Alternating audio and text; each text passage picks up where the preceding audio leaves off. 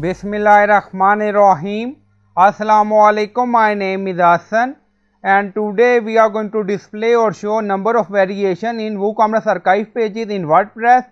Before starting work, it's my request, please subscribe my channel. Thank you. Now back to our work.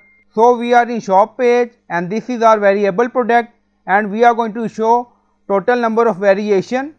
Now go to dashboard. On left side you see plugin, so click on add new plugin. Then in search plugin write WP code. So this is plugin WP code. Insert header and footer we will use. So you will install this plugin and activate it, and after activation on left side you see code snippet and then you see add snippet, so click on it. Then you see add your custom code, so again click on it.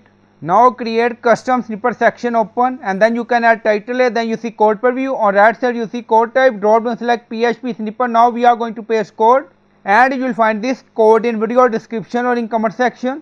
And then scroll down, you see insert method, auto insert, location, run everywhere. On top you see inactive, now active, and then click on save snippet. Now snippet created and saved. Go to shop page. So this is a variable product. Now refresh the page and then you see 3 more variation. Now open this product to check and then you see name, attribute, size. Now select, you see 3 variation. On shop page show 3 more variation. Now go to category page, refresh the page. So this is our archive pages and then scroll down, again you see 3 more variation. So I hope you like this video. Please like, comment, share, subscribe. Thank you for watching.